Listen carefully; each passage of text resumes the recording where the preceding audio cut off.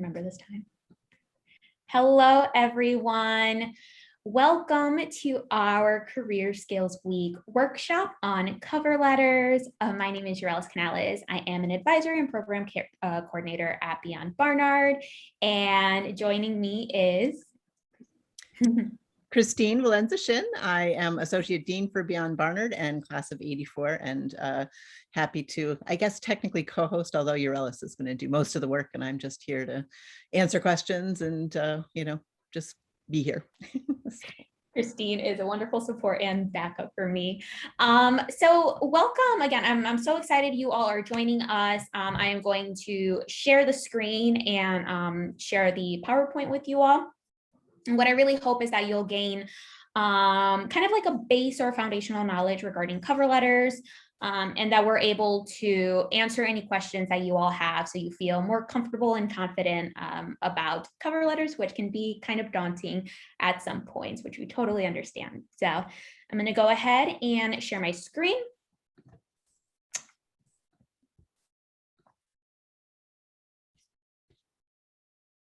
Okay.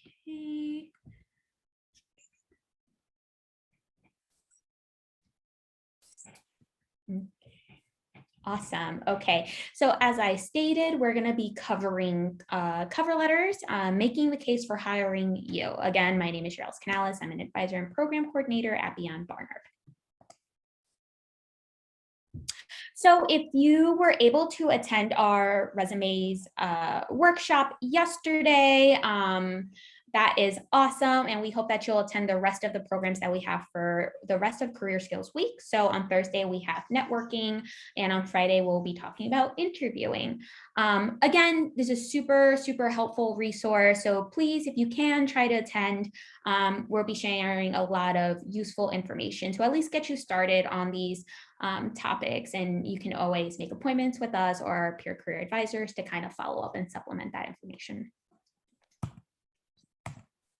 Okay, so I'm going to ask you all to think a little bit about cover letters and share in the chat what comes to mind when you think of cover letters, right? It can be one word. What is something that describes cover letters? It could be a feeling that you have, anything in particular that maybe comes to mind. So you can take a couple of seconds and put something in the chat. And I'm actually going to see if I can see the chat on here. Okay, Grace says, letters that elaborate more on the skills you mentioned in your resume. That is awesome, Grace. Anyone else? It can be one word, helpful, scary, anything like that.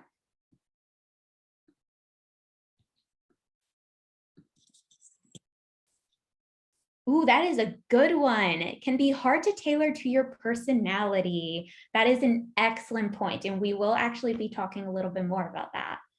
Great point, Esther. Esther's actually my middle name. That's so funny. Okay. Anybody else have some thoughts before I move on?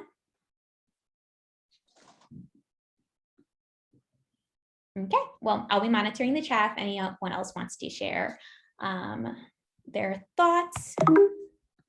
Whoops.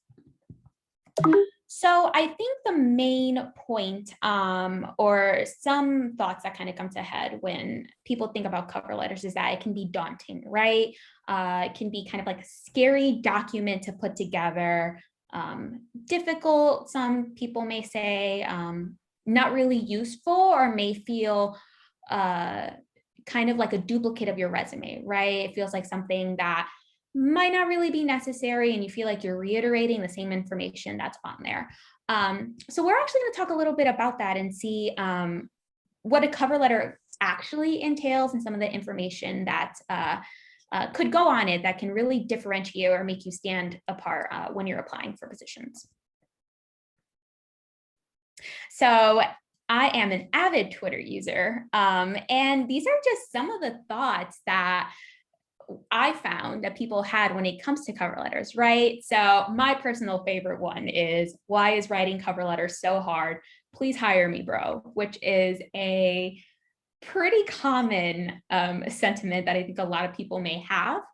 And it can be a little bit difficult, right? So hopefully after this, you feel a little bit more confident and comfortable with the formula of cover letters, but it can definitely feel daunting at first. Cover letters are oppressive, and the other one with the clown writing cover letters, because sometimes it may feel like that. But what we really want to emphasize is, okay, that it doesn't have to be hard, right? So these are a couple of success stories that I personally found searching through it, and I am sure that there are many, many more that can speak to the power that cover letters can have when done utilizing a formula and really putting time and effort into it. So cover letter got me a job and 3 offers from schools that ignored my resume, right? That's the hope. The cover letter got me a job that I've been trying to get to for over a year with no experience. Don't skip it. We'll also go into that a little bit. And then this one, after getting rejected, I wrote the best cover letter of my life and got a job offer that was equal and better than the one that they got before. And then they have their let's go and all exclamation points, which is always the goal. That's what we want to feel, right? Okay, so getting into the meat of our presentation. So we're going to go over cover letter basics, the formula, some different approaches that you might be able to take, do a little bit of reflection and practice, and then we'll go over some next steps, and hopefully you all have questions for me. Okay. So going into what a cover letter is, right? Sometimes it can feel really obscure. We're not really sure what information can kind of go into it. But at its center, cover letters are a piece of persuasive writing, right?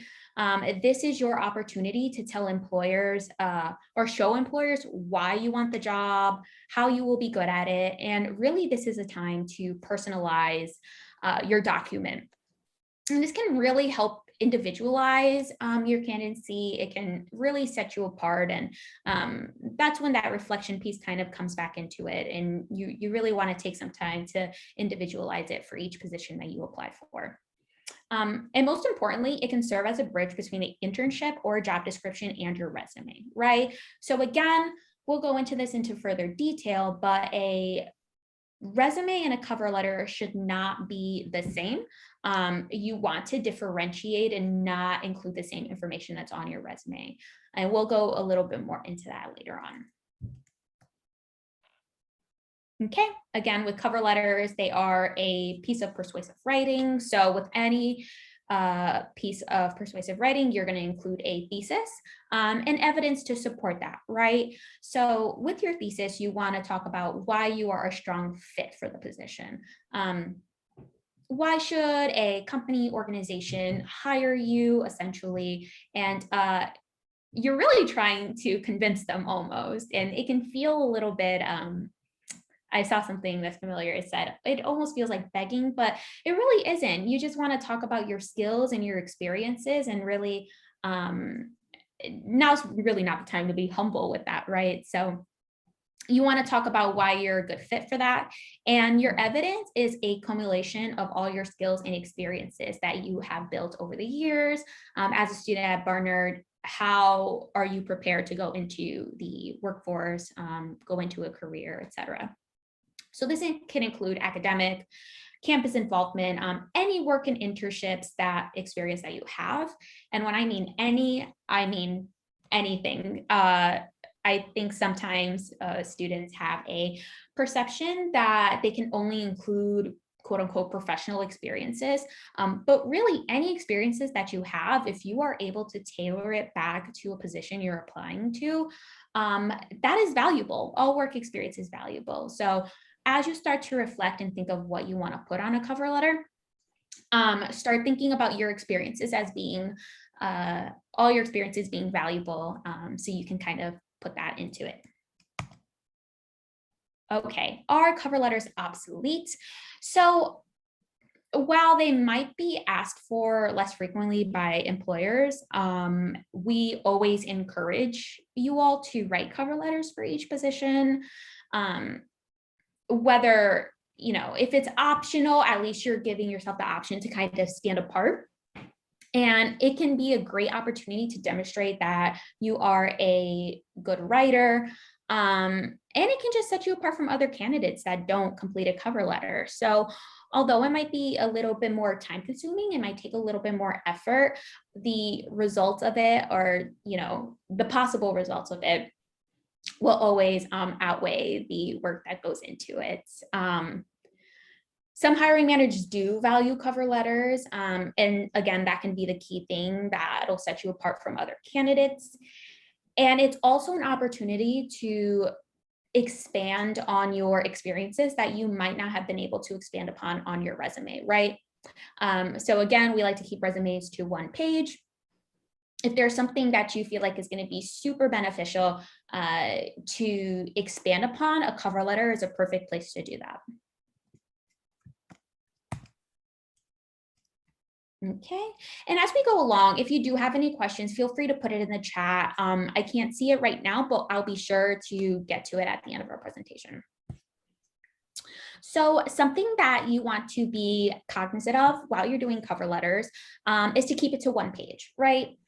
Anything over a page can kind of get a little bit lengthy, a little bit harder for employers or human resources or hiring managers to read.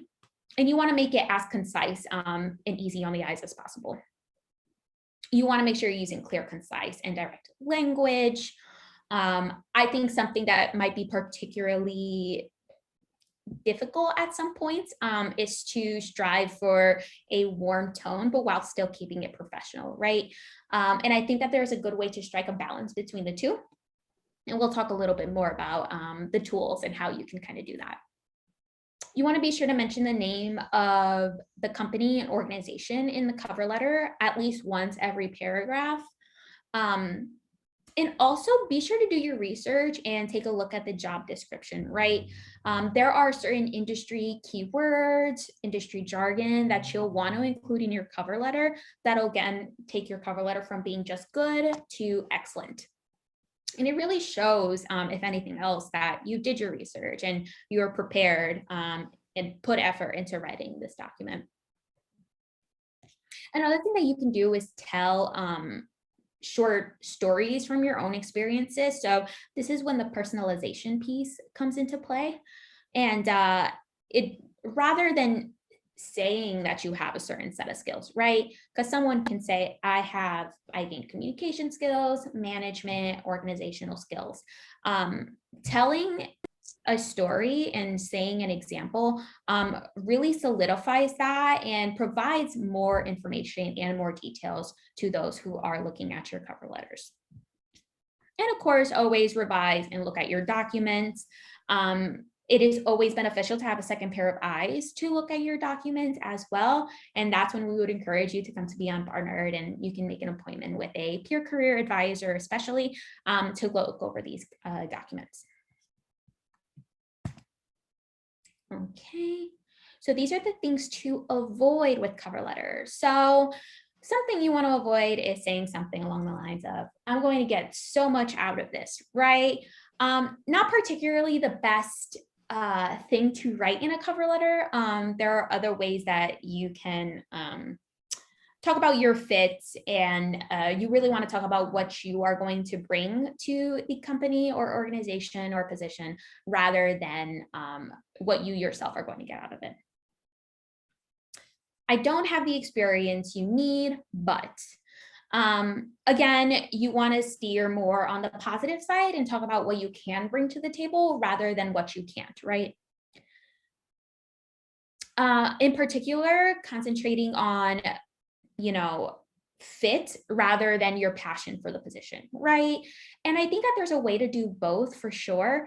But again, you don't just want to rely on passion being the sole motivator for them hiring you. You really want to talk about what skills you can bring to the table and why you'd be a good fit there. And this could be regarding the culture, the roles, the responsibilities of that said position, to talk about fit. And you want to avoid rewriting your resume in paragraph form for sure. Again, cover letter should not be just your resume in a letter format. You need to expand and make it a lot more personalized. Okay. Okay, so these are some frequently asked questions. So you should always address your cover letter to the person that's listed in the posting. So if it's a job and internship posting, sometimes they'll have a specific person that you are reaching out to. If for some reason that information is not there, companies or organizations will typically have that information online, right? Again, even if they don't have that online, the general thing you would go to is Dear Hiring Manager. It's generic, but it works kind of as a backstop if you cannot find the individual or person that you are addressing it to. Should I name drop? So this is a pretty common question, I think. If someone referred you to the job, it is a good idea to name drop, but you want to make sure that it is okay with that person. So be sure to ask permission and check with them. And I think that using your discretion is key here, right? So if you're networking with the person and you feel comfortable and confident that that will go well with the company and organization that you're applying to, if you think that the person would be okay with that, for sure, you want to do that. Okay. Yep. Excellent. Yeah. So don't spend too much time and effort looking for the name, right? Okay. Let's see. Go back to one. Okay, perfect. Can I just make the email my cover letter? So if no cover letter is asked for, you can make it an email and email it to the employer. Be sure you're keeping it short and concise. But if someone is specifically asking for a cover letter, you want to make sure that you are sending it over. And you can make it the first page of the PDF or upload it together or separately into whatever hiring portal that they have. Okay, so these are some just general formatting guidelines. You want to make sure your font matches the resume. Keep it one page long. Be sure that you are putting the destination address if you have it, same as any letter that you would send out. Be sure that you're including a formal salutation to a person if possible. And one thing that students or anybody often forgets is to actually sign it, right? So there are different mechanisms, programs that you can do this. You can print out a copy and do a hand signature and then scan it. Adobe has a software that you can do that as well. So adding that extra touch, I find really takes your cover letter to a different level and can really help you stand out. And other technical pieces, be sure you're attaching it as a PDF to preserve the formatting. This. Yep, and upload it as well as a PDF. So just being cognizant of those small changes that might happen when you're moving it to different software. Okay, so now we're going to cover the cover letter formula, right? So cover letters typically have 4 paragraphs. You have your introduction, 2 body paragraphs, and your conclusion. And this is not to say that this is a hard and set rule when it comes to creating cover letters, but this is generally the formula that you would follow. And also it's easiest to kind of follow this formula when you're creating a lot of different documents. Okay. So in your introduction, these are the main points that you're striving to attend to in that introduction paragraph.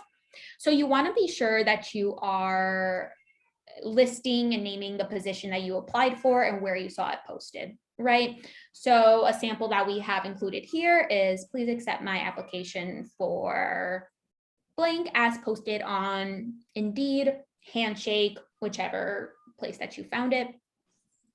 And you want to talk about why you're applying. So I think even though these are 1 to 2 sentences, they can be super critical as you're crafting your cover letter. You want to mention 1 or 2 key attributes of the company organization that you'll bring the skills and experiences to that team, right? So being specific and talking about what you can bring to them, and why you're actually applying. I also think that it's a good opportunity if you want to talk about the mission of the company or organization, if you find it to be particularly important in your decision to apply, that would be a good area to indicate that as well. And we have an example at the bottom here as well, if you'd like to take a look at it.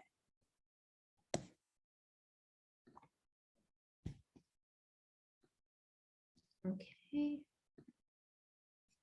So for your body paragraphs, these are a couple of the sentences that you want to ensure that you're including, or some of the points. So a point sentence is a claim that fills out the main argument of the letter, right? That you are a good fit for the role. So you want to be sure that your body paragraphs are including point sentences.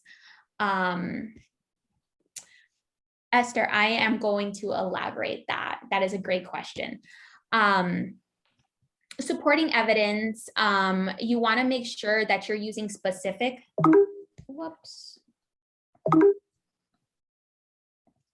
Let's see.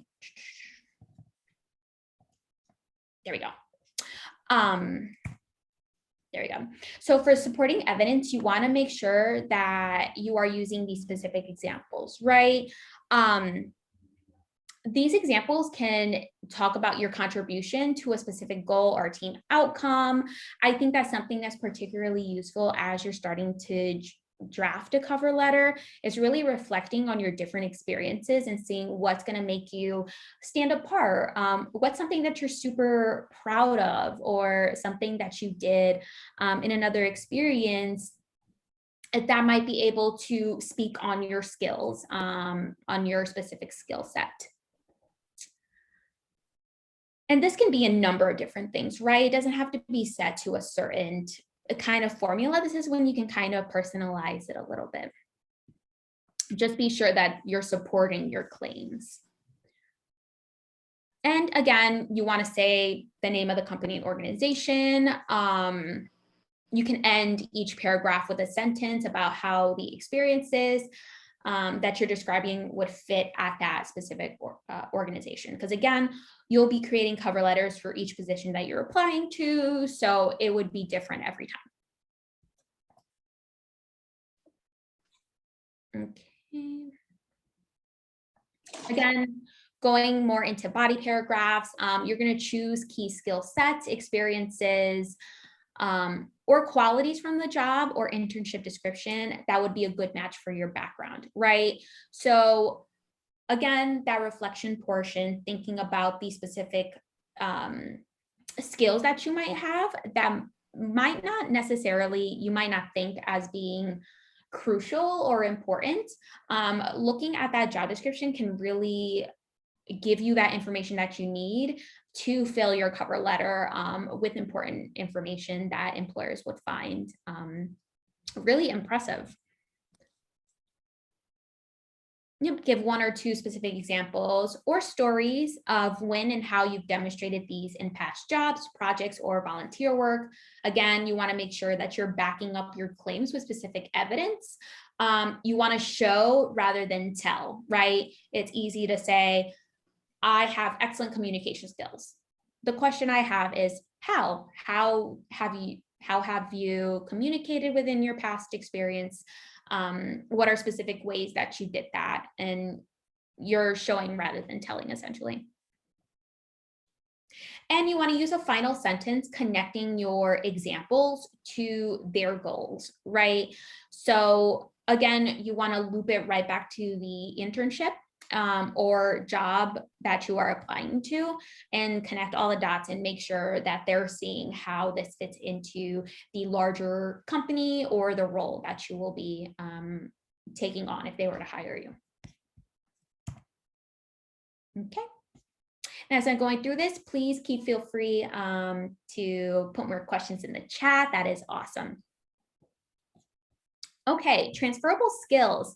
I think this is super critical, especially for students who are still, like in college or university, because sometimes I think that there is a sense that just because you don't have a specific job or your experience in a specific field, that you automatically feel like you are not prepared or you're out of the running for certain positions, right?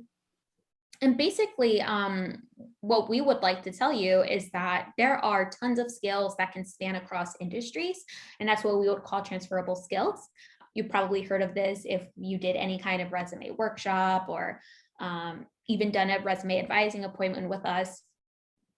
But essentially, you want to draw on those transferable skills and show them in your cover letter, right? So you would draw from your internships, jobs, anything in your coursework, anything related to your academics, any key projects that you've worked on, campus involvement in leadership, clubs and organizations, and volunteer work, right? So you want to look at any of these experiences that you've had. If you're finding a little bit of trouble thinking of some transferable skills, you want to defer to these bullet points, these experiences, to find some of these skill sets.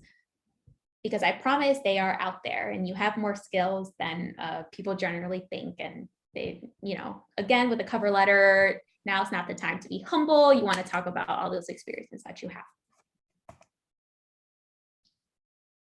Okay, story prompts. So with cover letters, again, I think that it is a wonderful opportunity to really personalize your application as a whole and really speak to your own personal strengths and what you can bring as an individual to a certain role or company. We like to do more, or this is an option for you all if you would like it, to try and capture more of a narrative tone. And this is something that you can think about again and do some reflecting, which isn't the quickest thing to do. But again, the payoff in the long run, it really helps you to create a more cohesive and personalized cover letter. So you can capture a more narrative tone by thinking about a couple of these bullet points. The first time you did something in a position is a good starting point. Something you did at a position that went really well or that you're proud of.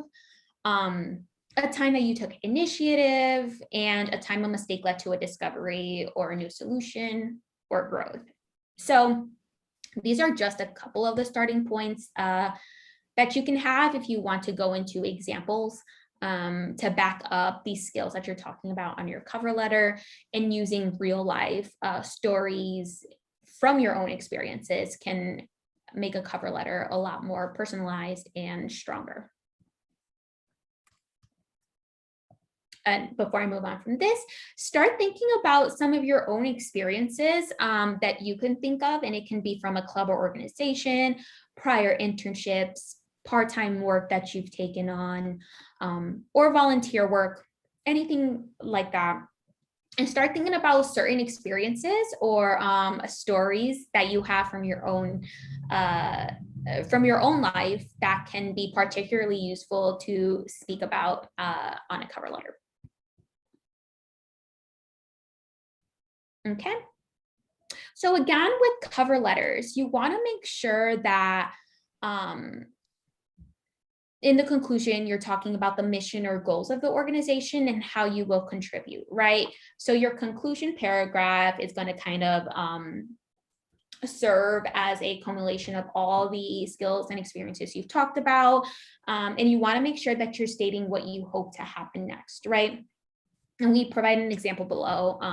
I look forward to an opportunity to further discuss the experience and skills I can bring to the internship, right? It's kind of a good way to wrap it up. And you're stating kind of like an intent to follow up, right? You want to show that you're excited about it and that you are interested in moving forward to the next step. And conclusions don't have to be long, and they shouldn't be long. Essentially, you're just including these two bullet points, and you really want to emphasize your own, how you'll contribute to that role or organization. Okay. Okay, so now we're going to cover some different approaches, right? So again, we talked about kind of the cover letter formula, having an introduction, 2 body paragraphs, a conclusion. But there are also some different ways to craft a cover letter, right? And it really depends on your audience. So we're going to talk a little bit more about that. So I think with cover letters, we do tend to strike a tone that's a little bit more formal. And I think as you go along and you see the kind of fields that you're applying to, what the culture is in those specific companies and organizations, and you'll kind of get an idea of who you're presenting to and what kind of culture you're going into. So another cover letter approach that you can take is opening with a story. Again, this can kind of be a combination of what like a standard introduction will look like, but you can start it off more creatively in a way to try to like hook the reader with something that's a little bit more narrative, right? So an example, I'll read from the bottom bullet. While you won't find the title community manager listed on my resume, I've actually been bringing people together online and off for 3 years while running my own blog and series of meetups, right? So it's a bit different from your typical, I'm excited at the prospect of applying for this position that I located on or found on Indeed. This is a little bit more creative, and it's kind of like an opening sentence that kind of hooks you, right? Again, this could be a little bit more difficult if writing is not really a strong suit. It's a little bit more difficult. This is not necessarily an option that you have to take. But if you're feeling that you would like to be a little bit more creative, or you're going into a field that asks for more creative writing and you feel like it would go along well with the audience, this is absolutely something that you can do for sure. Just a word of caution, you just want to know who your audience is, and doing research, you would pretty much get a good idea, and even how they word the job description. That can be an indicator of the tone that you want to strike in your cover letter. Okay. Okay, so the 3-sentence cover letter.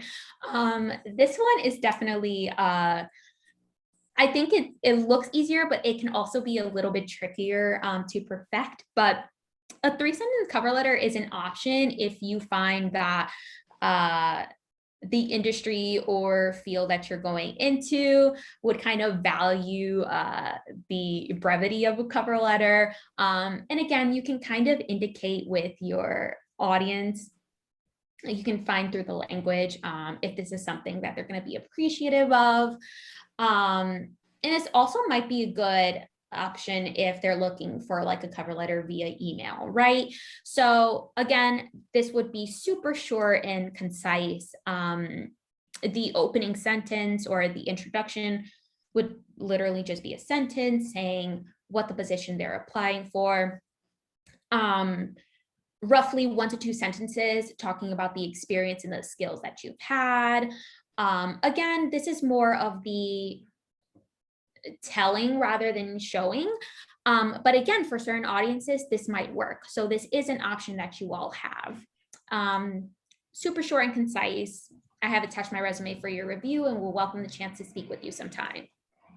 Best regards, etc. So definitely another option if you're interested in it and specifically within the industry, if you feel like that would be a good fit.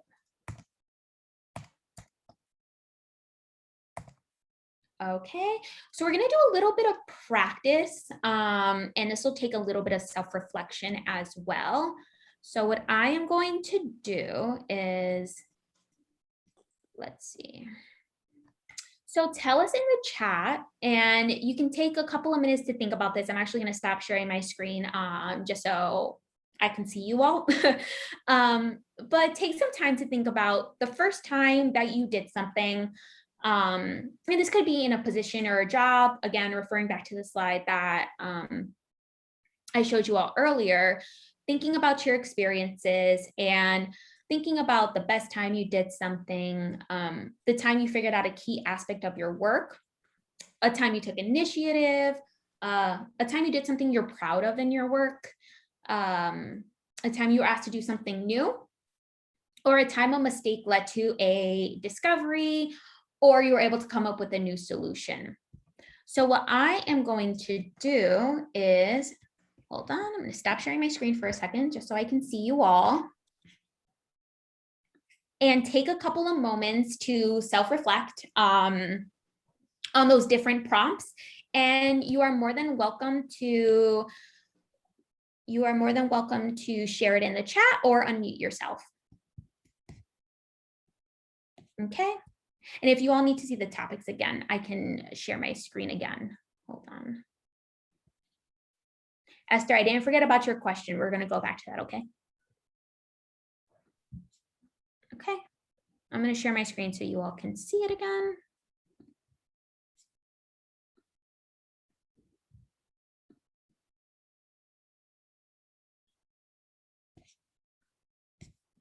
Okay. I'll give you 1 to 2 minutes and then I'll bring it back.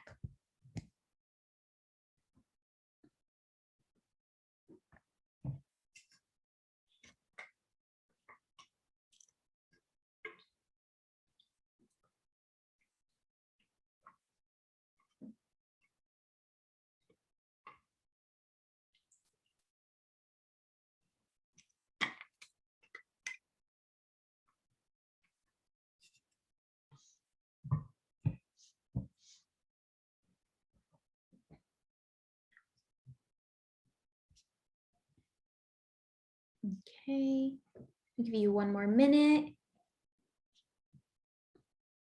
And then I'll stop sharing my screen. That way we can go back and share.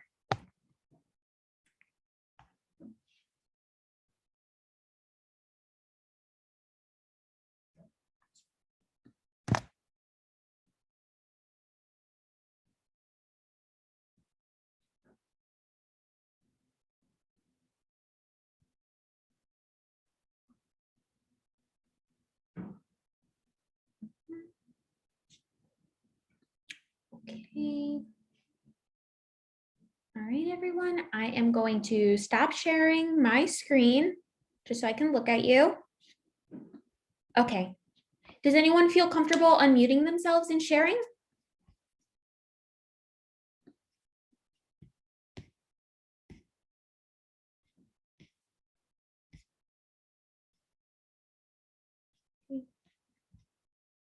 Any takers? Or you can put it in the chat if you're not comfortable sharing.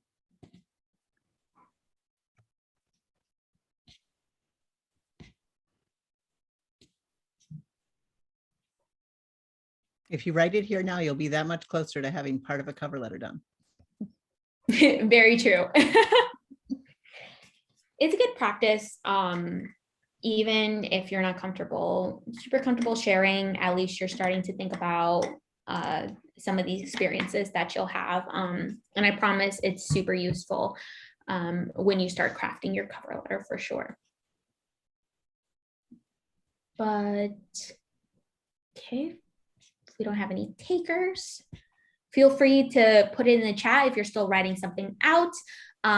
We are going to finish up and then we'll come back if you have any questions. So I'm gonna go back to sharing my screen. Okay, so again, these are just good things to practice thinking about. I know for me, something that helps me personally is when I'm reflecting and brainstorming about my own experiences, I like to jot these notes down, and it really helps me when I'm crafting my cover letters to reflect to my own specific notes. So that's something that works for me personally. You'll kind of find your own mechanism to help with that. Okay. So next step. So I know we went over a ton of information regarding cover letters. Again, for the rest of this week, we'll be having 2 other additional presentations to kind of conclude our career skills week. On Thursday, we have a presentation on networking. And then on Friday, we'll be talking about interviewing. So if you are able to attend those, that would be great, especially the networking one is particularly useful. And so is interviewing as well, actually. They have a lot of excellent information in there. And if you're feeling a little bit nervous about interviewing, especially who knows if it'll be in person or virtual, it's a good way to kind of get a refresher on these things, even if it's something that you've done before. We encourage you to visit Handshake and see all of our resources. So something that Beyond Barnard does is constantly like creating and crafting resources for you all to view.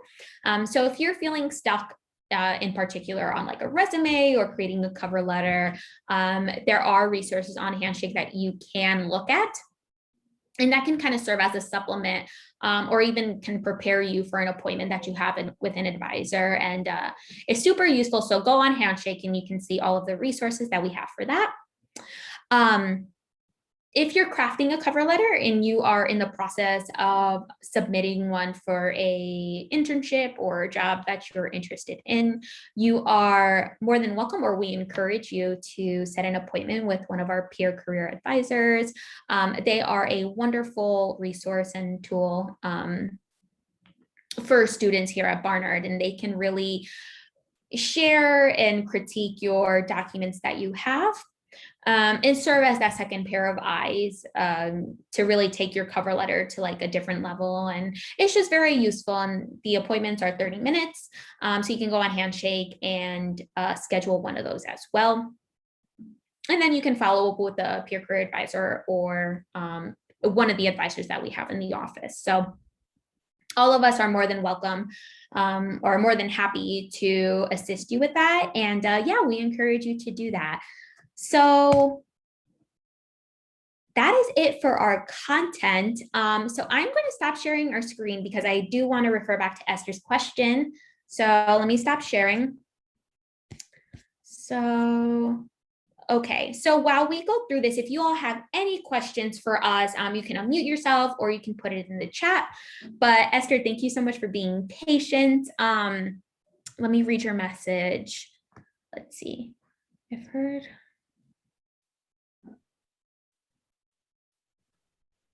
Okay. So I think in terms of best practices, right, there are a variety of ways, again, to format a cover letter. And again, depending on the source, there are a lot of different like best practices. This is just the way that we found works at Beyond Barnard. But there is no kind of like hard and fast rule when it comes to doing an introduction, like an opening line.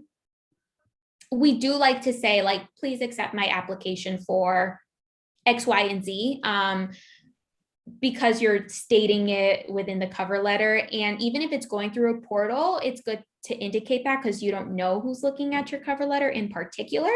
You could make assumptions that they already know what position you're applying for, but again, it's kind of up in the air. This is just kind of our way to kind of like solidify, like, this is what you're applying for. This is the company that it's going through. And it's pretty, you could say, like, standardized in that way. But again, there are a lot of different ways that you can do that. Christine, anything to add with that? Yeah, I was just going to say that it's a fairly generic opening and you may not want to use it. It kind of would lend itself to very often, kind of goes back to the discussion of whether people ignore cover letters. One of the key things is people are often skimming cover letters. And so a sort of dry opening like that could lead them to kind of skip the first paragraph and move on to the second paragraph. So you might want to jazz it up and come up with, I think a hook is the way you ask the question. And there's a couple different ways to do that. Eurelis gave the one suggestion of a more narrative opening. Other people will lead with what they know, something they know either personally about the company or the impact the company has had on them. So there's a lot of different ways to shake it up. And our intent is to sort of, if you're new to or struggling with writing cover letters, this gives you a nice sort of basic formula to follow, but we absolutely encourage you to mix it up. And the one thing I would say never to do is start a cover letter with, hello, my name is, because that's just it comes off very juvenile, like a very sort of thing like that a 10-year-old or a high schooler would do. So, that's probably the only big no I've ever seen out there, where it's like, absolutely don't start this way, but yeah, jazz it up. And, Eurelis might have said this, but you want to mix things up a little, especially if you're not getting a lot of responses. If you're not hearing back from your cover letters and resumes, that might be a good time to experiment a little, because you have nothing to lose. You're not hearing back anyway. So let me try something new. Let me try this super short version. Let me try the narrative version, so. Mm-hmm.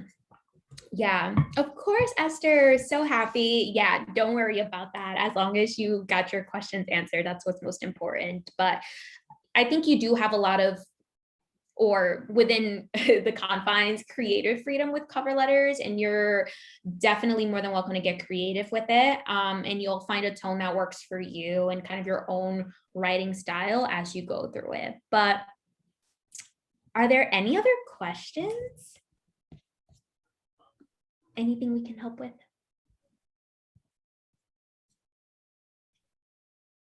Okay. Well, if you all have any questions, you're more than welcome to stick around. But other than that, thank you so much for attending. I hope that we see you all at other programs or through advising appointments here at Beyond Barnard. But again, if you have any question that comes up, you're more than welcome to reach out to us. So thank you all for coming. Have a great week and good luck on midterms. Yes, good luck. Bye.